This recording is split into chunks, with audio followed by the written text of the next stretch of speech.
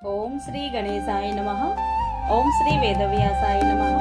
ఓం నమో భగవతే వాసుదేవాయ. మహాభారత గ్రంథ పారాయణలో భాగంగా ఈరోజు మనము 369వ రోజుకు చేరుకున్నాము.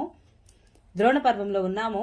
ఈరోజు ద్రోణ మరియు సాత్యకుల మధ్య జరిగిన యుద్ధం గురించి మరియు యుధిష్ఠిరుడు సాత్యకిని అర్జునుడి వద్దకు పంపుట గురించి తెలుసుకోబోతున్నాము. చాలా బాగుంటుంది, చివరి వరకు స్కిప్ చేయకుండా చూడండి. హరే కృష్ణ. శుక్ల అంబరధరం విష్ణుం శశివర్ణం చతుర్భుజం ప్రసన్నవదనం ధ్యాయేత్ సర్వవిఘ్నోపశాంతయే. నారాయణం నమస్కృత్య నరం చైవ నరోత్తమం దేవీం సరస్వతిం వ్యాసం తతో జయముధీరయేత్. హరే కృష్ణ. ఇక మనం పారాయణలోనికి వెళ్ళిపోదాము. ధృతరాష్ట్ర మహారాజు అడుగుతున్నాడు సంజయుణ్ణి, సంజయ, సాత్యకి ద్రోణాచార్యుడిని ఎలా నిలువరించగలిగాడు? ఇప్పుడు ఆ వృత్తాంతాన్ని అంతా నాకు వివరంగా చెప్పు అని. అప్పుడు సంజయుడు ఈ విధంగా చెబుతున్నాడు. రాజా, సాత్యకి మన సేనలను నలిపివేయడం చూచిన ఆచార్యుడు స్వయంగా తానే అతని ఎదుటికి వచ్చాడు.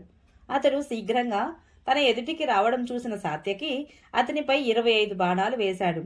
ఆచార్యుడు కూడా చురుకుగా అతనిని 5 వాడి బాణాలతో తూట్లు పొడిచాడు. ఆ బాణాలు అతని కవచాన్ని చీల్చుకుని వచ్చి నేలపై పడ్డాయి. దానితో సాత్యకి కోపించి ద్రోణుడిని 50 బాణాలతో గాయపరిచాడు. ఆచార్యుడు కూడా అనేక బాణాలతో అతనిని తూట్లు పొడిచాడు. అప్పుడు ఆచార్యుని బాణపు దెబ్బలకు అతడు ఎంతగా విలువలాడాడంటే అతనికి ఏమి చేయాలో కూడా తోచలేదు. ముఖం కిందికి దిగిపోయింది. ఇది చూచి మీ కుమారులు సైనికులు అందరూ కూడా ఆనందంతో పదే పదే సింహనాదాలు చేయసాగారు. వారి భీషణ నాదాలు విని సాత్యకి ఆపదలో పడడం చూచి యుధిష్ఠిరుడు దృష్టద్యుమ్నుడితోటి, ద్రుపదపుత్ర, నీవు భీమసేనుడు మొదలైన వీరులందరినీ వెంట పెట్టుకుని సాత్యకి రథం వైపుకు వెళ్ళండి. నేను మీ వెనకే మన సైనికులందరినీ కూడా తీసుకుని వస్తాను. ఇప్పుడు సాత్యకిని ఉపేక్షించకు, అతడు కాలుని నోట్లో చిక్కాడు అన్నాడు. ఇలా చెప్పి యుధిష్ఠిర మహారాజు సాత్యకిని రక్షించడానికి సైన్యాన్ని అంతటినీ తీసుకుని ద్రోణాచార్యునిపై దాడి చేశాడు. కానీ ఆచార్యుడు తన బాణ వర్షంతో ఆ మహారథులందరినీ నొప్పించసాగాడు. అప్పుడు పాండవ సృంజయ వీరులకు తమను రక్షించేవారు ఎవరూ కనపడలేదు. ద్రోణాచార్యుడు పాంచాల పాండవ సైన్యంలోని ముఖ్యమైన వీరులను సంహరించసాగాడు. అతడు 100ల కొద్దీ 1000 కొద్దీ పాంచాల, సృంజయ, మత్స్య, కేకేయ వీరులను ఓడించాడు. అతని చేతిలో ఛిద్రమైన వీరులందరూ కూడా గట్టిగా ఆర్తనాదాలు చేస్తున్నారు. అప్పుడు దేవతలు, గంధర్వులు, పితరులు అందరి నోటి నుండి, చూడు, ఈ పాంచాల పాండవ మహారథులు తమ సైనికులతో సహితంగా పారిపోతున్నారు అనే మాటలే వినపడుతున్నాయి.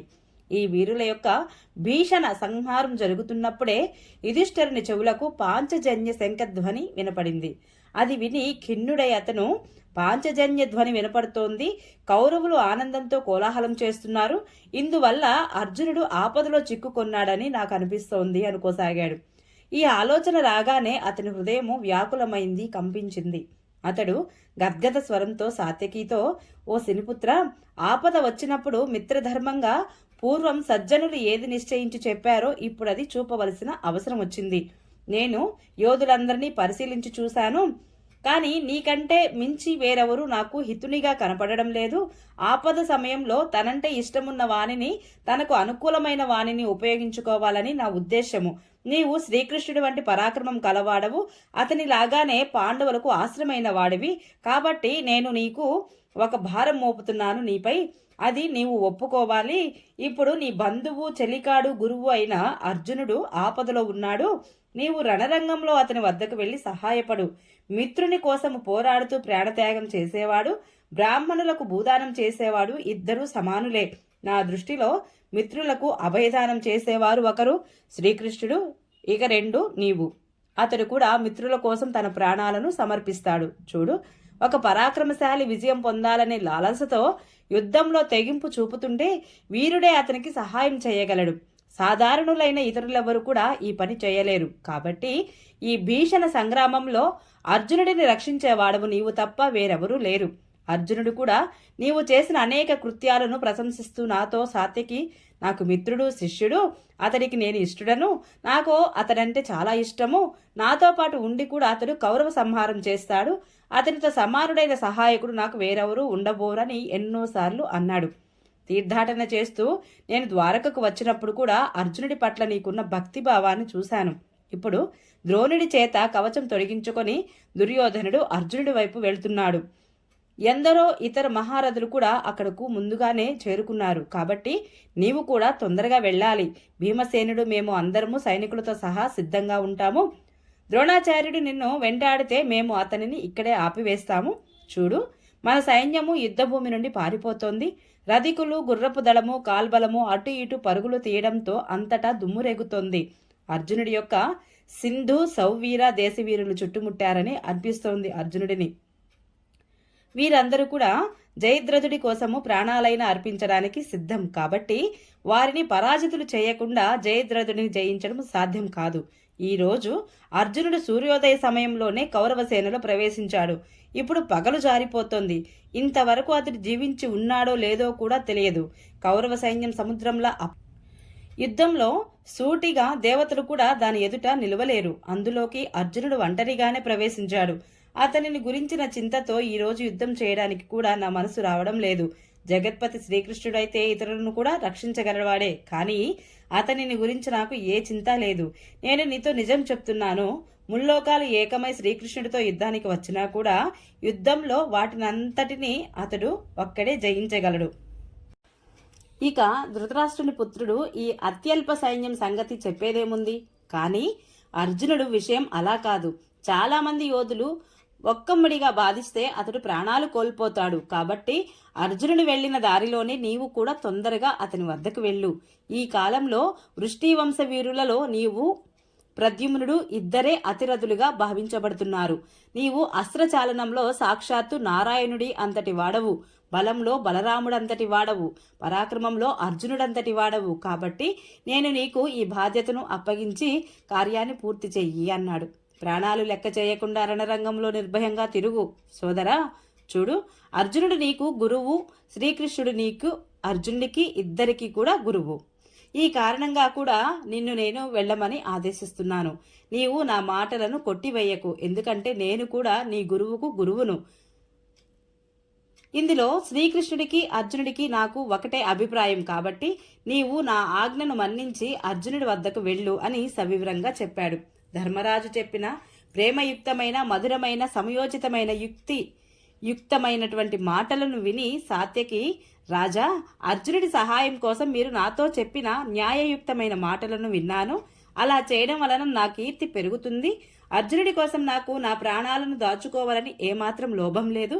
అందులోనూ మీరు ఆజ్ఞాపిస్తే ఈ రణరంగంలో నేను చేయనిదంటూ ఏముంటుంది?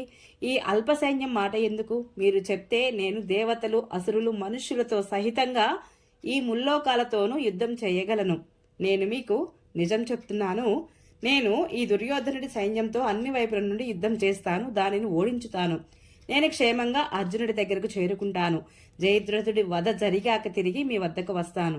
కానీ బుద్ధిమంతుడైన అర్జునుడు, శ్రీకృష్ణుడు నాతో చెప్పి ఉంచిన మాటలను కూడా నేను మీకు నివేదించాలనుకుంటున్నాను. అర్జునుడు సమస్త సేనా మధ్యంలో శ్రీకృష్ణుడు ఎదుటనే నాకు చాలా గట్టిగా చెప్పాడు.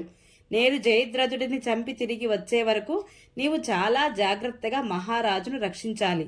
నేను నీ మీద లేక మహారథి అయిన ప్రద్యుమ్నుడి మీదనే ఈ మహారాజు యొక్క రక్షణ భారం అప్పగించి నిశ్చింతగా జయద్రథుని వద్దకు వెళ్ళగలను. నీకు ద్రోణుడి గురించి బాగా తెలుసు. ఆయన కౌరవపక్ష వీరులందరిలో కూడా శ్రేష్ఠుడు. ఆయన ధర్మరాజును పట్టుకుంటానని ప్రతిజ్ఞ చేశాడు. కాబట్టి వారు అదే దృష్టితో ఉంటారు. పైగా ఇతనిని పట్టుకునే శక్తి కూడా వారికి ఉన్నది. కానీ గుర్తుంచుకో, సత్యవాది అయిన యుధిష్ఠిరుడు వారి చేతులలో పడితే మనమంతా కూడా తప్పకుండా తిరిగి అడవికి వెళ్ళవలసి వస్తుంది. కాబట్టి నీవు ఈరోజు విజయము, కీర్తి, నా ఆనందం కోసం యుద్ధరంగంలో మహారాజును రక్షిస్తూ ఉండు అని చెప్పాడు. మహారాజా, ఈ రీతిగా పార్థుడు ద్రోణాచార్యుడి వలన ఎప్పుడు సంశయంతో ఉండడం వలన నేడు మీ రక్షాభారం నాకు అప్పగించాడు. నాకు కూడా రణరంగంలో అతనిని ఎదిరించేవాడు ప్రద్యుమ్నుడు ఉన్నట్లయితే అతనికి మీ రక్షణ భారం అప్పగించి ఉందును. అతడు అర్జునుడిలాగే మిమ్మల్ని రక్షించేవాడు. కానీ ఇప్పుడు నేను వెళ్తే మిమ్మల్ని ఎవరు రక్షిస్తారు? పైగా అర్జునుడిని గురించిన చింత మీకు అక్కర్లేదు. అతడు ఏదైనా భారం తాను వహిస్తే దాని గురించి అతడు ఆందోళన పడడు. మీరు చెప్తున్న సౌవీర సింధు దేశీయులు, ఉత్తరీయులు, దక్షిణాదిత్యులు అయిన వీరులు, కర్ణాది వీరులు, రణరంగంలో కోపావిష్టుడైనటువంటి అర్జునుడికి 16వ వంతు కూడా సాటిరారు. ఈ భూమి అంతటా నిండి ఉన్న దేవతలు, అసురులు, మనుష్యులు, రాక్షసులు, కిన్నరులు, నాగులు మొదలైన చరాచర జీవులు పార్థునుడితో యుద్ధానికి సిద్ధమైనా కానీ వారందరూ కూడా అతని ఎదుట నిలవలేరు. ఈ విషయాలన్నీ దృష్టిలో పెట్టుకుని మీరు అర్జునుడి విషయంలో ఏమీ శంకించనక్కరలేదు. మహాపరాక్రమవంతులు, వీరవరులు అయిన కృష్ణార్జునులు ఉన్న చోట పనికి ఎలాంటి ఆటంకము కలగదు. మీరు మీ సోదరుడి యొక్క దివ్యశక్తిని, శస్త్ర నైపుణ్యాన్ని, యోగాన్ని, సహనశీలతను, కృతజ్ఞతను, దయను గమనించండి. పైగా నేను అతని దగ్గరికి వెళ్ళిపోతే ఆ సమయంలో ద్రోణాచార్యుడు చేసే విచిత్ర అస్త్ర ప్రయోగాన్ని గురించి కూడా ఆలోచించండి. రాజా, తన ప్రతిజ్ఞ నెరవేర్చుకోవడం కోసము ద్రోణాచార్యుడు చాలా ఉత్సుకతతో ఉన్నాడు. కాబట్టి మీరు మమ్మల్ని కాపాడుకునే ఉపాయం చూడండి. ఇది మాత్రం ఆలోచించండి. నేను వెళ్తే మిమ్మల్ని ఎవరు రక్షిస్తారు? ఈ విషయంలో నాకు పూర్తిగా నమ్మకం కుదిరితే నేను అర్జునుడి వద్దకు వెళ్ళగలను అని తన సందేహాన్ని వివరించాడు. యుధిష్ఠిరుడు, సాత్యకి, నీవు చెప్పింది బాగానే ఉంది, కానీ నా రక్షణ కోసం నిన్ను ఉంచి అర్జునుడికి సహాయం పంపే విషయంలో ఆలోచిస్తే నాకు నీవు వెళ్లడమే చాలా మంచిది అనిపిస్తోంది. కాబట్టి నీవు ఇప్పుడు అర్జునుడి వద్దకు వెళ్ళడానికి ప్రయత్నించు. నా రక్షణ భీమసేనుడు చూచుకుంటాడు. అంతేనే కాకుండా తమ్ముళ్లతో పాటు దృష్టద్యుమ్నుడు, అనేక మంది వీరులైన రాజులు, ద్రౌపదీ పుత్రులు, కేకేయ రాజకుమారులు, 5 రాక్షసులు, ఘటోత్కచుడు, విదార్టుడు, ద్రుపదుడు, మహారథి, శిఖండి, మహాబలి, దృష్టకేతుడు, కుంతిభోజుడు, నకుల సహదేవులు, ఇంకా పాంచాల సృంజయ వీరులు కూడా జాగ్రత్తగా నన్ను రక్షిస్తారు. వీరి వలన ద్రోణుడు కానీ, కృతవర్మ కానీ తమ సైన్యంతో సహా నా వద్దకు చేరుకోవడానికి కానీ, బంధించడానికి కానీ సమర్థులు కారు. చెలియలి కట్ట సముద్రాన్ని ఆపినట్లుగా దృష్టద్యుమ్నుడు ఆచార్యుడిని ఆపుతాడు. అతడు కవచము, బాణము, ఖడ్గము, ధనస్సు, ఆభరణాలు ధరించే ద్రోణుడిని నాశనం చేయడం కోసమే జన్మించాడు. కాబట్టి నీవు అతనిపై పూర్తిగా నమ్మకం ఉంచి వెళ్ళిరా. ఏ రకంగానూ చింతించవద్దు అని ధైర్యం చెప్పాడు. సాత్యకి, మీ ఆలోచనలు బట్టి మీ రక్షణకు ఏర్పాట్లు జరిగి ఉంటే నేను అర్జునుడి వద్దకు తప్పకుండా వెళతాను. మీ ఆజ్ఞను పాటిస్తాను. నేను నిజం చెప్తున్నాను. ముల్లోకాలలో నాకు అర్జునుడి కంటే అధిక ప్రియమైన వ్యక్తి లేడు. నాకు అతని మాట ఎంత గౌరవించదగినదో అంతకంటే ఎక్కువగా మీ ఆజ్ఞ కూడా శిరోధార్యము. శ్రీకృష్ణుడు, అర్జునుడు ఈ ఇద్దరు కూడా మీ మేలు కోరేవారు. వారికి ఇష్టమైనది చేసే సాధనంగా నన్ను మీరు భావించండి. జయద్రథుడు అర్జునుడికి భయపడి తన సేనతో సహితంగా అశ్వత్థామ, కృపాచార్యుడు, కర్ణుడు వీరి రక్షణలో నిల్చున్న చోట, పార్థుడు అతనిని వధించడానికి వెళ్లిన చోట ఇక్కడి నుండి 3 యోజనాల దూరం ఉంటుందని నా ఉద్దేశము. అయినా జయద్రథుడి వధ జరగడానికి ముందే నేను అతని దగ్గరకు చేరుకుంటానని నాకు పూర్తి విశ్వాసం ఉంది. మీరు ఆజ్ఞాపించినప్పుడు నా వంటి వాడు ఎవడు యుద్ధం చేయకుండా ఉంటాడు? రాజా, నేను వెళ్ళవలసిన చోటు నాకు బాగా తెలుసు. నేను హలము, శక్తి, గద, ప్రాసము, డాలు, కత్తి, రుష్టి, తోమరము, బాణము ఇంకా ఇతరమైన అనేక ఆయుధాలు ధరించి ఉన్న ఆ సైన్యమనే సముద్రాన్ని తుఫాను గాలిలాగా ఊదివేస్తాను అన్నాడు. అనంతరం యుధిష్ఠిర మహారాజు అనుమతి తీసుకుని సాత్యకి అర్జునుడిని కలుసుకోవడానికి తమ సైన్యంలోకి ప్రవేశించాడు. ఓం నమో భగవతే వాసుదేవాయ. ఈరోజు పారాయణ ఇంతటితో సమాప్తం. రేపు మనము సాత్యకి కౌరవ సేనలో ప్రవేశించడం గురించి తెలుసుకుందాము.